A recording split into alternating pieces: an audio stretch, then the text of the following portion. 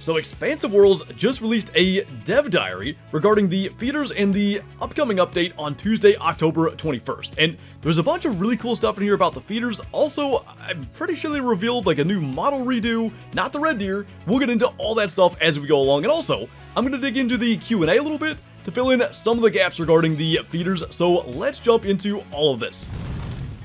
Now, the dev diary includes a lot of the trailer from last week, so I'm not going to play the entire thing. There's pieces here that I'll play as we go along, but a couple of things from the article. We do have confirmation there's going to be a max of 8 feeders per map and a 300-meter minimum distance between feeders. So as you're kind of setting up, you'll have to keep that in mind.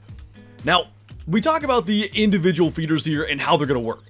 So the box feeder, food is only going to deplete as the animals eat from it. So you kind of look at how this is designed. The animals are got to stick their nose up in there and grab at the feed to pull it out. So due to that design, only the taller animals like deer, antelope, moose, etc. can even feed from it. And that's also going to make it easy to check if animals have been using your feeder. If you filled it and some food is gone, animals are using it. If we take a look at the article here, the box feeder can be filled with either fortified pellet feed, which is rich in protein, or multigrain flake mix, high in carbohydrates.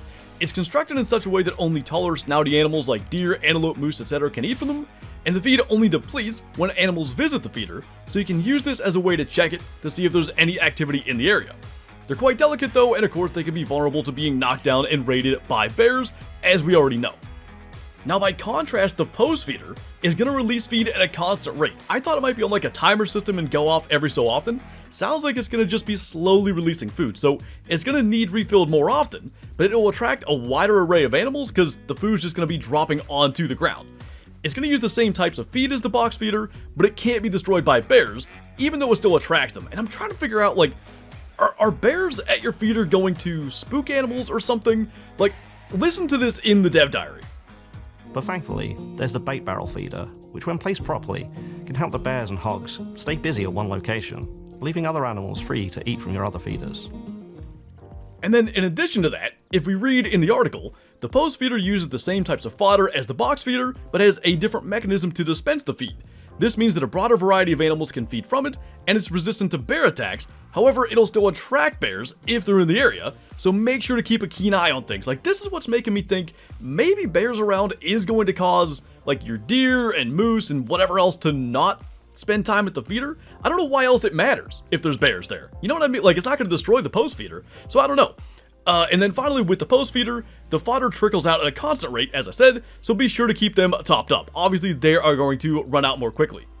And then, of course, we have the bait barrel feeder, which uses meat scraps or sour fermented mash, and the latter is going to attract hogs. And I'll be curious, is that like feral pigs, wild boar, warthog? Is it all of them? Just some of them? Hopefully all of them. And then, of course, like the box feeder, the bait only depletes as the animals use it. Naturally, like, it's not like that food is going anywhere until the bears or hogs start to roll that barrel around. And now again, in the article, if you're wondering how to deal with those pesky bears, then the bait barrel feeder is here to save the day. These feeders use 2 totally different types of bait, meat scraps and sour fermented mash. They are much more preferred by bears over the fodder in the other 2 structures.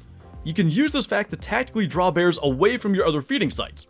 Again, this sounds like bears being at your other feeders is going to cause problems. The sour mash then also attracts hogs, giving this feeder a handy second use case. Like the box feeder, the feed is depleted when animals visit, but it's much sturdier and can't be destroyed.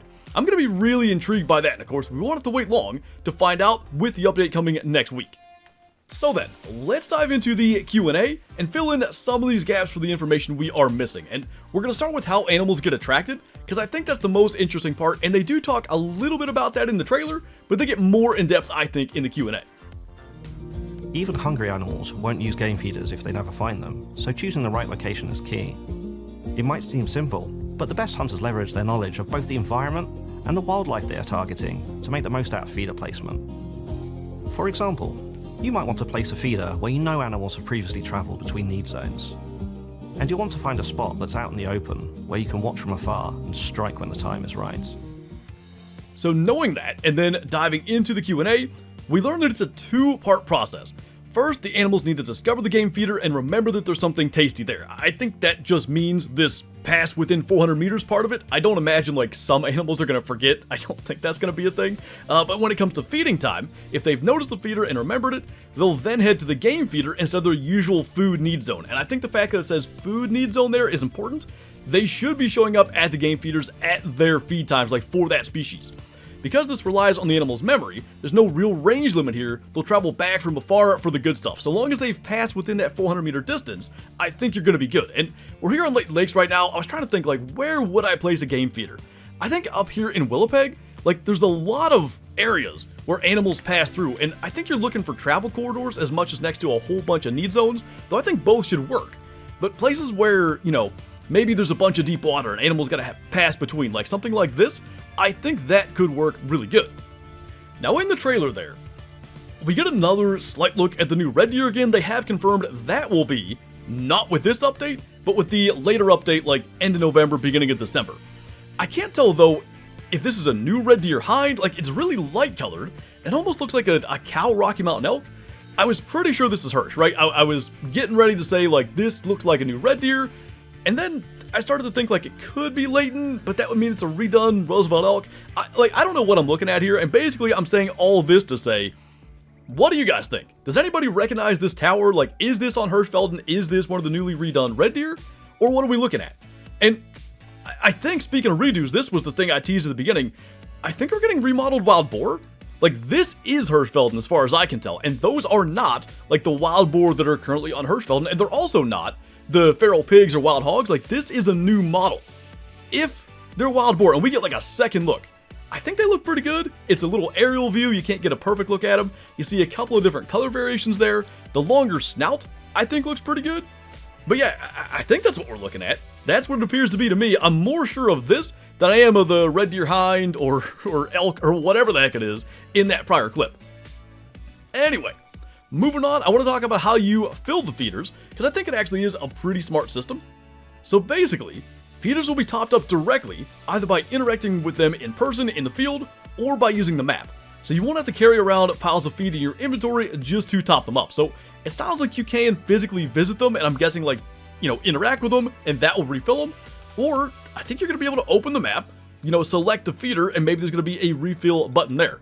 Now, if we move on here to like how to purchase feed, so we see you'll need to use credits to purchase feed after placing down a game feeder, and the price will depend on the feed type you're loading in. Now, I'm reading this as you're not going to have to buy like, I don't know, 1,000 units of feed. I think it's just going to be as you refill, you know, physically walk up to the feeder or do it with the map.